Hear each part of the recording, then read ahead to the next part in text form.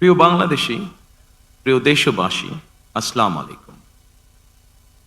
দেশের স্বাধীনতা প্রিয় গণতন্ত্র প্রিয় জনগণ আবারও বিএনপিকে বিজয়ী করেছে।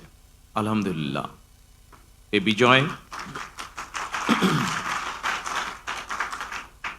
এ বিজয় বাংলাদেশের, এ বিজয় গণতন্ত্রের, এই বিজয় গণতন্ত্রকামী জনগণের।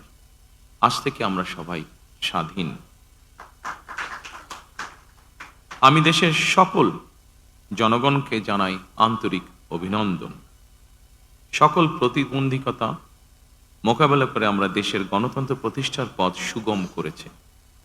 ফ্যাসিবাদের রেখে যাওয়া ভঙ্গুর অর্থনীতি, অকার্যকর করে দেওয়া সাংবিধানিক এবং বিধিবদ্ধ প্রতিষ্ঠান এবং দুর্বল আইন শৃঙ্খলা পরিস্থিতি, এমন একটি পরিস্থিতির মধ্যে দিয়ে আমরা যাত্রা শুরু করতে যাচ্ছি। আপনাদের স্বতঃস্ফূর্ত অংশগ্রহণের ১.৫ দশকেরও বেশি সময় পর দেশে পুনরায় জনগণের সরাসরি ভোটে জনগণের কাছে জবাবদিহিমূলক সংসদ এবং সরকার প্রতিষ্ঠিত হতে যাচ্ছে। আর কোনো অপশক্তি যাতে দেশে ফ্যাসিবাদ কায়েম করতে না পারে, দেশকে তাবেদার রাষ্ট্রে পরিণত করতে না পারে, এজন্য আমরা সকলে ইনশাআল্লাহ ঐক্যবদ্ধ থাকব এবং থাকতে হবে।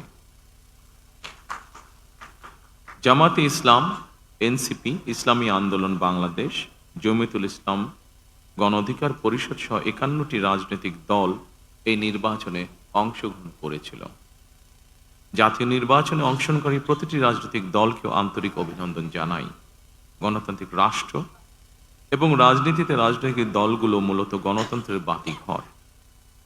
সরকার এবং বিরোধী দল যে যার অবস্থান থেকে দায়িত্বশীল ভূমিকা পালন করলে অবশ্যই দেশে গণতন্ত্র প্রাতিষ্ঠানিক রূপ পাবে বলে আমরা দৃঢ়ভাবে বিশ্বাসী। নির্বাচনে অংশগ্রহণকারী প্রতিটি গণতান্ত্রিক রাজনৈতিক দলগুলোর প্রতি আহ্বান জানাই, দেশ গঠনে আপনাদের চিন্তা ভাবনা আমাদের কাছে অত্যন্ত গুরুত্বপূর্ণ।